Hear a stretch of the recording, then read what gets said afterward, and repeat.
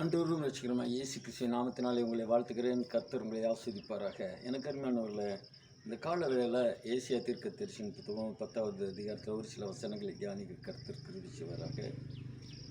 10:1 ஏழைகளை வழக்கிலே தோற்க பண்ணவும், என் ஜனத்தில் சிறுமியானவர்களின் நியாயத்தை புரட்டவும், விதவைகளை சூறையாடவும், திக்கற்ற பிள்ளைகளை கொள்ளையிடவும், அநியாயமான தீர்ப்பு செய்கிற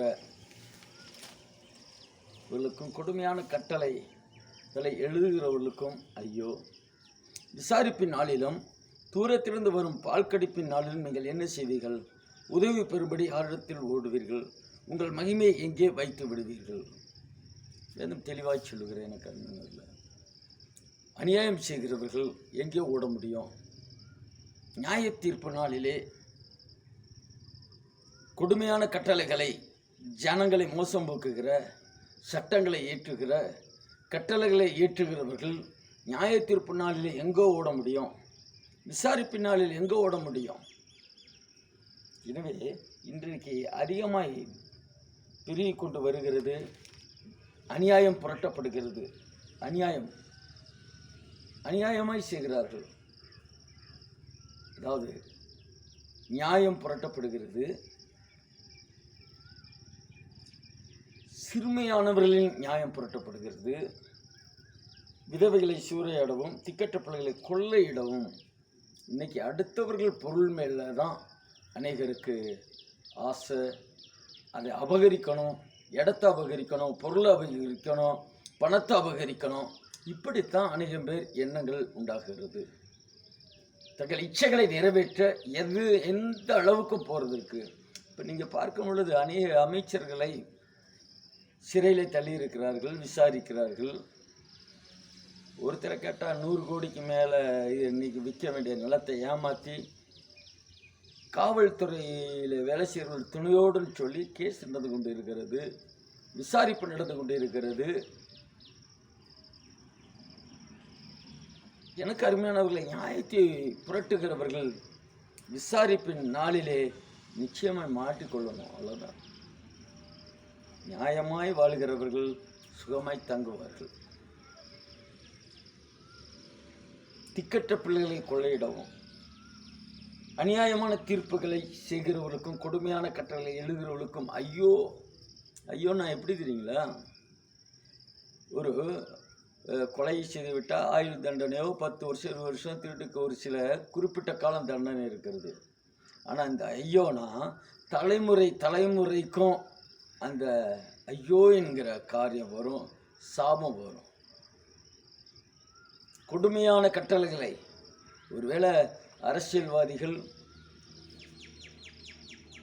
அரசு ஜனங்கள் மேல் கொடுமையான சட்டத்தை போடுவார்களானால் அவர்களுக்கும் அவர்கள் குடும்பத்திற்கும் ஐயோ, சந்ததிக்கும் ஐயோ வரும்.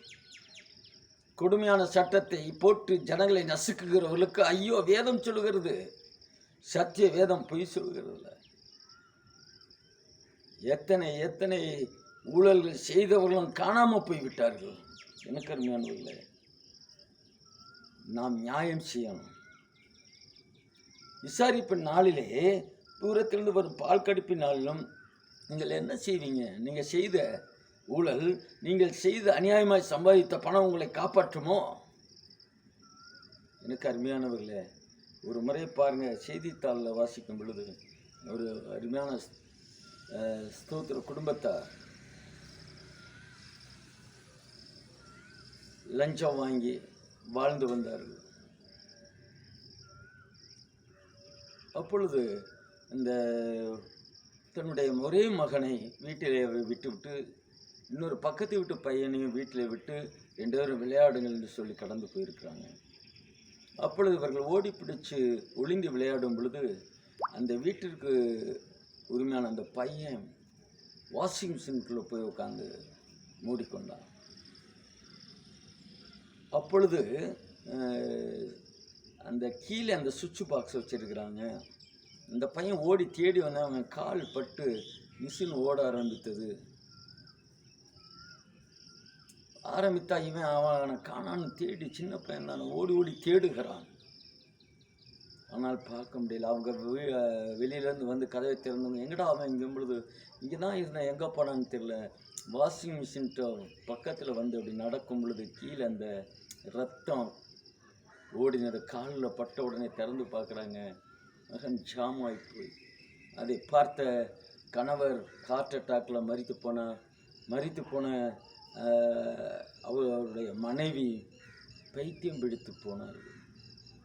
லஞ்சம் அநியாயமாய் சம்பாதித்தவர்கள் அவர்களை காப்பாற்றவில்லை.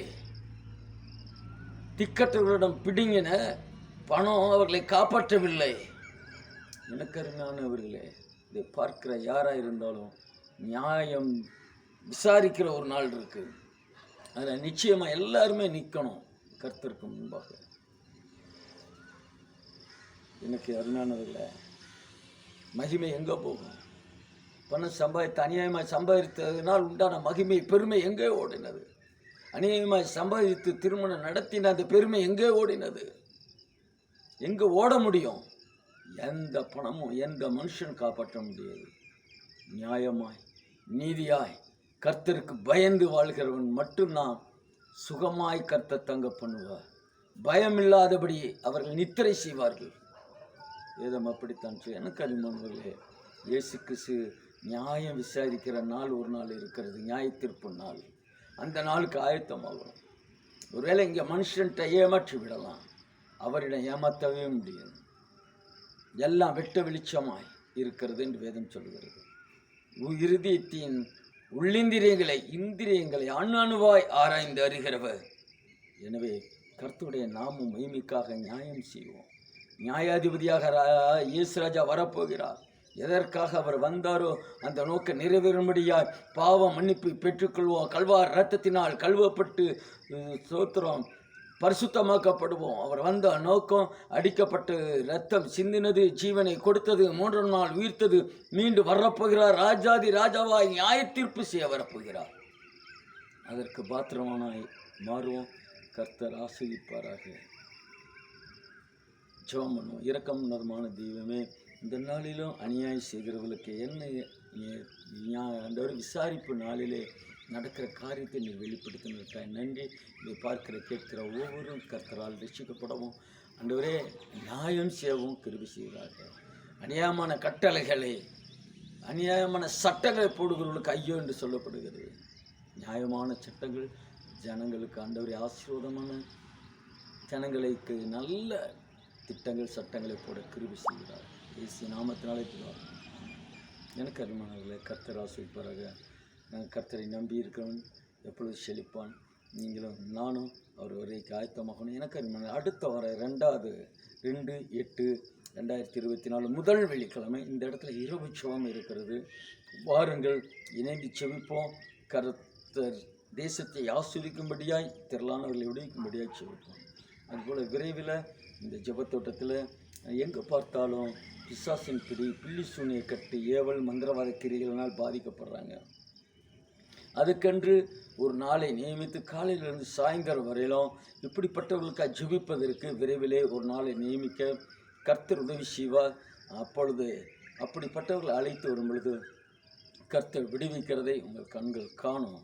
எங்கே பார்த்தாலும் பிலிசூன், எங்கே பார்த்தாலும் பிசாசின் பிடி, எங்கே பார்த்தாலும் பயம், எங்கே பார்த்தாலும் தற்கொலை, என்ன அநேக இடங்களில் எங்கே பார்த்தாலும் கொலைவெறி, எங்கே பார்த்தாலும் தேவையில்லாத குடிவெறி, இதிலிருந்து ஜனங்களை விடுவிக்கப்பட இந்த இடத்துல அந்த நாளை விரைவிலே நாங்கள் அறிவிப்போம். செபித்து அந்த நாளிலே அப்படிப்பட்டவர்களை அழைத்து கொண்டு வருவீர்களானால் கர்த்தர் நிச்சயமாக விடுவிப்பார்.